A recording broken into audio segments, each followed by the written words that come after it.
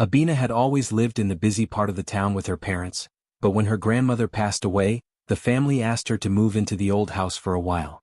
The house was large, with tall wooden doors and wide windows that opened to the garden. It stood in a quiet street where the air felt calmer than the crowded markets she was used to. On her first day she walked through the hall, noticing how the wooden floor creaked under her feet. Dust floated in the sunlight, and the silence of the place seemed to welcome her and yet watch her at the same time. Her grandmother's things were still in every corner of the house. The books were on the shelves, the old clock still ticked slowly on the wall, and a faint smell of herbs and cooking spices seemed to linger in the kitchen. The house was peaceful, but there was something else. Abina could not explain it. It was as though the walls themselves were breathing softly, waiting for her to listen. She thought maybe it was her imagination, or maybe it was simply the way old houses felt. That night, she lay in bed in the guest room that had once been her grandmother's. The moonlight came through the window and drew silver lines on the floor. Just as her eyes were closing, she heard a sound. It was faint but clear. Footsteps. They were soft, careful, almost as if someone did not want to wake her. Abina sat up quickly, her heart beating fast. She listened. The sound was there, moving slowly down the hallway. Yet strangely she felt no fear. Instead she felt something gentle, something calm. The next morning she thought about it again. She told herself it might have been the wood of the floor or the wind through the windows. But a small part of her wondered if there was something more. She remembered how, as a child, her grandmother used to tell her that the house had a kind spirit that protected it. She used to laugh at those words, but now, alone in the house, she began to think differently.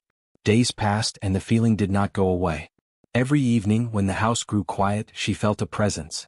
When she read her books at night, she sometimes felt as if someone was standing behind her chair.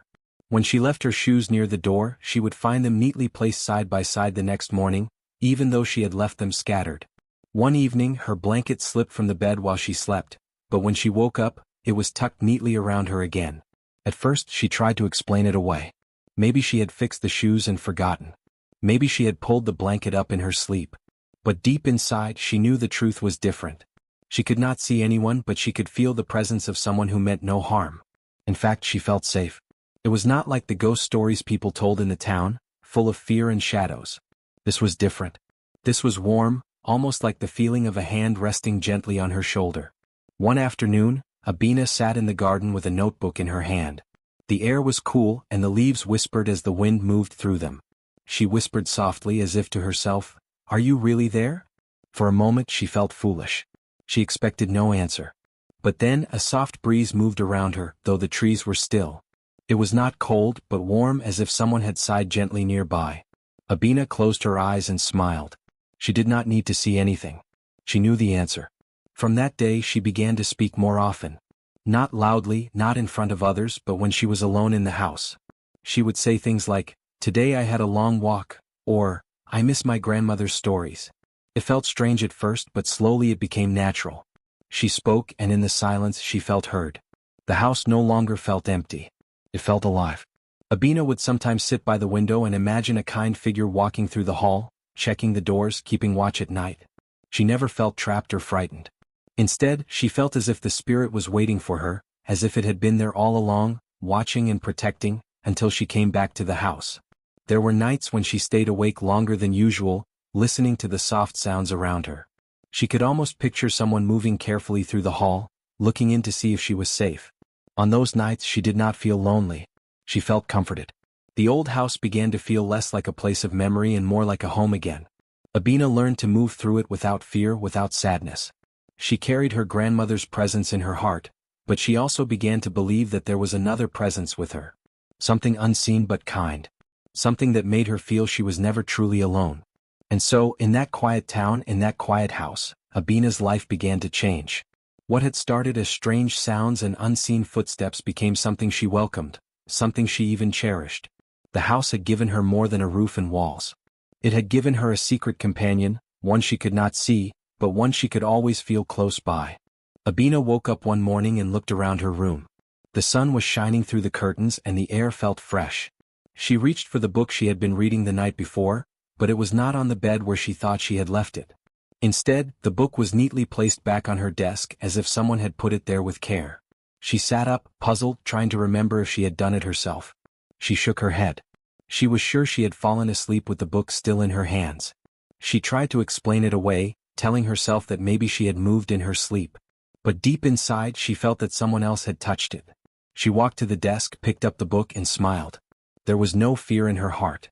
Instead, there was a strange sense of comfort, as though someone wanted her to feel safe and cared for. The same thing happened again a few days later. Abina had gone to bed late because she was writing in her notebook. The blanket had slipped off her shoulders during the night. But when she woke up in the early morning light, she found herself neatly tucked in, the blanket warm around her. She placed her hand on the soft fabric and whispered quietly, "Thank you." There was no answer, but she felt something gentle in the silence. As the days passed, Abina noticed more of these small gestures. Sometimes, when she left her shoes scattered at the door, she would return to find them neatly placed side by side. Sometimes, when she left a window open, she would find it closed before nightfall, as if someone worried about the cold air. She began to realize that she was not alone in the house. But the presence was not frightening. It was kind, careful, and protective. She remembered how people in town often told ghost stories, filled with shadows and fear. They spoke of spirits that made doors slam or lights flicker, stories meant to scare children. But what Abina felt was nothing like that. This spirit seemed to care for her. It seemed to want her comfort. She did not see it, but she felt it close by, like a quiet companion who walked softly through the rooms of the house. One evening, Abina was sitting in the living room with a candle burning beside her. She was writing again in her notebook when the candle suddenly flickered, though there was no wind. She looked up and smiled. "Are you here?" she whispered. The flames steadied again, glowing softly, and in that small moment she felt she was not just talking to an empty room. Her days became brighter because of these little things. She began to greet the presence when she woke up, even though she could not see anyone. "Good morning," she would say as she stretched, and she imagined that someone was there to hear her. At night, before she went to sleep, she would whisper, "Good night." It gave her comfort, like speaking to a friend who stayed near to protect her. There were moments when she felt the spirit's care more strongly. Once, she was carrying a jug of water through the hallway and nearly slipped on the wooden floor. Before she could fall, she felt a soft push, just enough to steady her balance. She stopped, her heart beating fast, and looked around. No one was there. She placed her hand on her chest and whispered softly, "Thank you." Another time, she had been crying quietly in her room, missing her grandmother. As she wiped her tears, she felt a soft breeze brush across her face, though the window was closed. It was warm, not cold, as if someone was trying to comfort her. She whispered into the silence, "I know you're here. I can feel it." Slowly she grew used to the presence. It became a part of her daily life, as natural as the ticking of the clock in the hallway. She began to think of the spirit not as something strange, but as a silent guardian. The house no longer felt old and lonely. It felt alive, cared for, and full of quiet company. Her friends sometimes asked her if she felt lonely living in such a big house by herself. Abina would only smile and shake her head. She did not tell them the truth because she knew they would not understand. They would laugh or call her foolish. But in her heart, she knew she was never truly alone. She often wondered who the spirit was. Was it someone from her family? Was it someone who had once lived in the house? She did not know, but she hoped that one day she would find out. For now, she was content to live with the mystery as long as the kindness remained. Each night, before she closed her eyes, she would think of the small acts of care. The book on the desk, the shoes by the door, the blanket tucked around her shoulders. These little things were not grand or frightening, but they were full of meaning. They told her that the spirit was gentle, thoughtful, and perhaps even loving. As she drifted to sleep, she often smiled. She knew that somewhere in the quiet corners of the house, in the soft steps on the floor and the gentle air that brushed her cheek, the spirit was there, watching, caring, and keeping her safe. And so, what began as strange and puzzling moments became something she welcomed. The presence was no longer a secret fear. It was her hidden companion, a friend she could not see but could always feel. One evening, Abina sat on the edge of her bed with her notebook in her lap. The room was very quiet, and the only sound she could hear was the slow ticking of the old clock on the wall. She looked around the room, her eyes resting on the window where the moonlight spilled in. For a long time she stayed silent, her heart beating faster than usual. Then, almost without thinking, she whispered into the air, "Who are you?" The moment the words left her lips, she felt something gentle move through the room. A soft breeze touched her cheek, even though the window was closed. It was not cold, not the kind of breeze that made the skin shiver, but warm and calm, almost like a hand brushing against her face. Abina's eyes widened. She waited, holding her breath, but there was no sound, no shadow, no figure standing in the corner. Only that feeling of gentle warmth. She let out her breath slowly and smiled. That night changed everything. From then on, Abina began to speak openly, as if the quiet space around her could hear her words. She told the unseen presence about her day, how she had spent the morning in the garden, how she had cooked her meals, and how she missed her grandmother. She shared little secrets, things she would never tell anyone else. The room never answered with words, but she felt something respond. It was in the way the air shifted softly, in the way she felt calmer after speaking, in the way her heart grew lighter when she finished. At first she thought she might be losing her mind. Talking to empty air was not something she would normally do. But then she remembered the warm breeze, the tucked blanket, the neat shoes, and the book on her desk. It was real. She could not see him, but she could feel him listening. And the strangest part was that it felt good. She was not scared. She felt comforted. One afternoon she returned from a walk in the town, her legs tired from the long distance. She sat in the living room and sighed. "I wish you could walk with me," she said softly, her voice carrying only to the walls. The air stirred, just a little, like a breath of wind passing by her face. She closed her eyes and smiled. "I know you're here," she whispered. "And that is enough." As days turned into weeks, Abina's habit grew stronger. She spoke in the mornings while making breakfast, sometimes laughing softly at her own jokes. "I must sound foolish," she would say. But in her heart, she knew she was not speaking to herself. She was speaking to someone who cared. One rainy evening she sat by the window watching the drops slide down the glass. The sound of rain filled the air, steady and soft. She whispered, "It feels lonely when it rains." For a moment the curtain shifted as if touched by a hand, though the window was shut. Abina hugged her knees to her chest and felt less alone. She began to think of the spirit as a friend, though she never gave him a name. To her, he was simply the unseen friend, the quiet companion who stayed with her in the silence. She grew braver in her words, sometimes speaking about her fears and dreams. She told him about the future she wished for, about her desire to find happiness, and about the times she felt small and unsure of herself. Each time she felt the same calm answer, not in words but in presence. One night she had a dream. In the dream she walked through the halls of the house, and though she could not see anyone, she felt someone walking beside her. The steps were slow, steady, and full of care. She woke up with tears in her eyes, not from fear but from a deep, strange happiness. When she opened her eyes, the blanket was pulled up around her shoulders again, warm and safe. She whispered into the dark, "Thank you, my friend." Her life no longer felt empty. She no longer dreaded the long, quiet evenings. Instead she looked forward to them. She would sit with her notebook, writing her thoughts and then speak them aloud. Sometimes she laughed at her own stories and sometimes she cried, but always she felt the same gentle comfort afterward. The more she spoke, the more she felt connected. It was as if a bond was growing between her and the spirit. She could not explain it to anyone, not even to herself, but she knew it was real.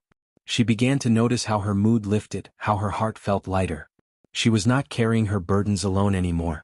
She had someone, even if unseen, who shared them with her. Her friends in town would sometimes ask her why she looked so peaceful, why she smiled more often than before. Abina only shook her head and said, "I just feel safe in the old house."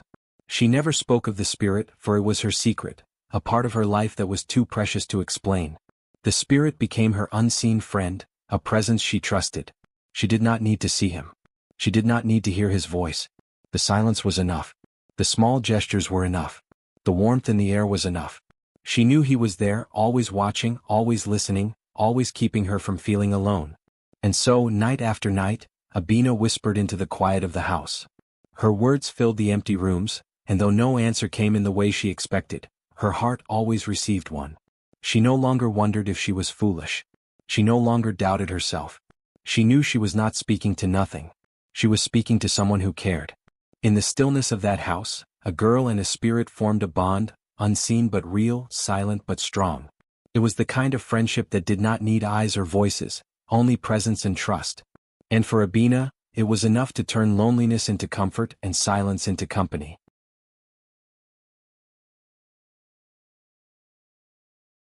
Abina had always loved exploring her grandmother's old house. The wooden shelves were full of forgotten books, the cupboards held little treasures, and the attic seemed like a place where time had stopped. One quiet afternoon, when the sun was low and soft light filled the room, she climbed up to the attic with a candle in her hand. Dust floated in the air as she pushed open an old wooden trunk. Inside were clothes folded neatly, some photographs yellowed with age, and at the bottom she found a small leather-bound journal. The cover was worn and the pages smelled of time, but the handwriting inside was clear. It was her grandmother's writing. Abina sat down cross-legged on the wooden floor, brushing the dust from her hands, and began to read. The journal was full of stories about the family, little details about their life, and the people who used to live nearby. Some pages spoke of laughter and gatherings, while others carried the pain of loss and hardship.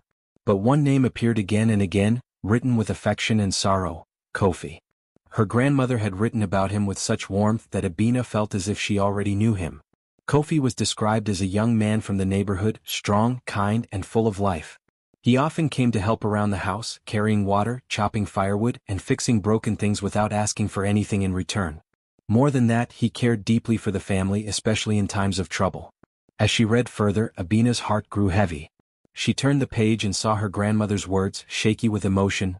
Kofi fell ill too soon. He was only in his 20s, but sickness carried him away. Before he left this world, he told me something I will never forget. He promised that he would always protect this household even after death. Abina froze. The candlelight flickered as if the air itself had shifted around her. She read the words again and again, her hands trembling. Could it be? Could the gentle spirit who had been with her all this time truly be Kofi? She closed the journal and sat silently in the attic. The memory of the soft breeze, the tucked blanket, the moved books, and the calming warmth all returned to her mind. Suddenly it all made sense. This was not a stranger. This was Kofi, the young man who had once loved her grandmother's family so dearly that even death had not stopped his promise. Her eyes filled with tears, not from fear but from a deep, aching tenderness. She whispered into the stillness, "Kofi, it's you, isn't it?" For a moment nothing moved. Then, just as before, the air stirred softly, brushing against her cheek like a kind hand. The warmth filled the attic, wrapping around her like an embrace. Abina pressed her palm to her chest, her heart beat fast but steady. She felt as if the spirit had answered her, not with words but with presence. She stayed there for a long time, reading more of the journal, learning about the bond between Kofi and her grandmother's family. He was not just a helper. He had been like a guardian, always looking out for them. And when his life ended, his promise carried him beyond. Abina realized that he had been keeping watch not just for her grandmother, but for her as well. That night, when she lay in bed, she thought of Kofi differently. He was no longer only the unseen friend she spoke to in the quiet. He was a real person, someone who had lived, laughed, and loved, someone who had made a promise so strong it reached across time. She felt honored, even blessed, to be cared for by such a spirit. In the days that followed, Abina spoke to him with even more warmth. "Kofi," she said one morning while watering the flowers in the garden, "I know your name now. You are part of my family. You always have been." The wind shifted gently, moving through the leaves as if to answer her. Sometimes, when she read more from the journal, she would tell him aloud what she had discovered. "Grandmother wrote that you fixed the broken gate. She wrote that you made her laugh when the days were hard. She wrote that you stood by her side when she felt alone." Abina smiled as she read. "Now you stand by me too." The house no longer felt old and lonely. To her, it was alive with memory and love. Every creak of the floor, every whisper of the wind through the window, reminded her of Kofi's promise. She felt less like she was living in her grandmother's house and more like she was continuing a bond that had been started long before she was born. One evening, she lit a candle in the living room and placed the journal beside it. She sat quietly and whispered, "Thank you, Kofi, for keeping your promise. Thank you for watching over us." The flame flickered warmly, glowing brighter for a moment, and she knew he was there, listening. Her heart no longer carried doubt. The truth had been revealed. The spirit was not a stranger, not a shadow, but Kofi, the young man who had loved her family so much that even death could not silence his care. And from that day, Abina never felt truly alone again. Abina no longer wondered if the footsteps in the night were only her imagination. She no longer asked herself if the warm breeze was only the air in the house. She knew the truth now. The spirit who stayed with her, the unseen friend who had comforted her in her loneliness, was Kofi. And with this truth came peace. Her days began with gratitude. When the sun rose, she would open the windows and whisper, "Good morning, Kofi." She felt the air stir, a soft touch of presence, and she would smile. In the evenings, when the house grew quiet and shadows stretched across the floor, she no longer feared the silence. Instead, she welcomed it. She would sit in her grandmother's old chair and speak softly about her thoughts, her dreams, and her hopes. And though she never saw him, she felt he was always there, listening with patience and care. Abina realized that what she felt for Kofi was not fear, not strangeness, but something much deeper. It was love, but not the ordinary kind she had read about in stories. This love was built on kindness, loyalty, and devotion that stretched beyond time. Kofi had promised long ago to protect her grandmother's family, and he had kept that promise faithfully, even after his life had ended. His care had passed from one generation to the next, until now when Abina herself was held in his watchful presence. One night as she lay in bed, she thought about all the moments when she had felt his kindness. The blanket that had been pulled over her shoulders, the books that had been placed back on her desk, the way the air would shift gently whenever she spoke of her sadness. None of it was grand or loud. All of it was quiet, simple, and full of meaning. She whispered into the dark, "Kofi, you have given me more love than many who live in the world of the living." Her words hung in the air, and then a calm warmth spread across the room, wrapping her like an embrace. She closed her eyes and felt safe, as though she was not lying alone in her room but was guarded by someone who truly cared.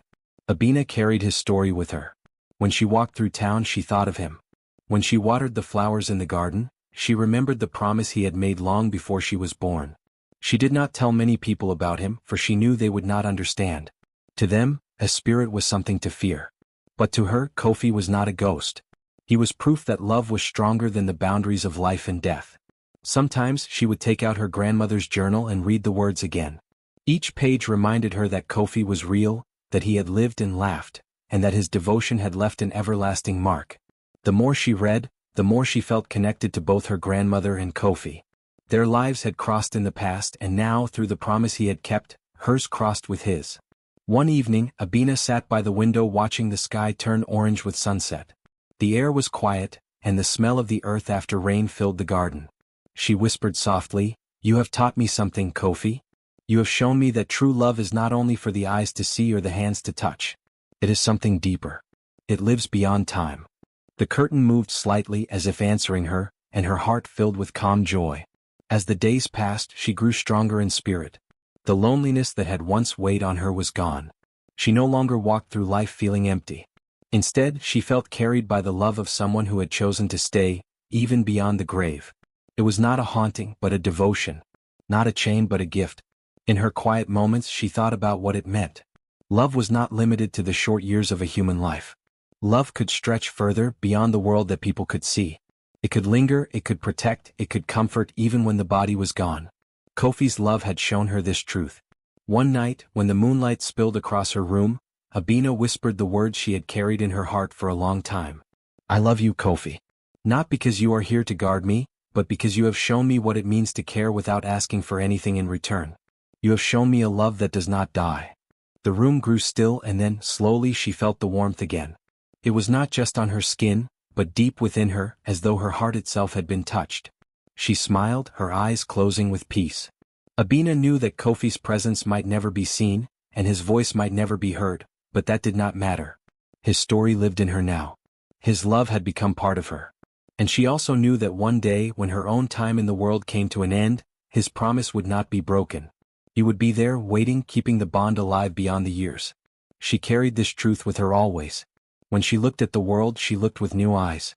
Every act of kindness reminded her of Kofi.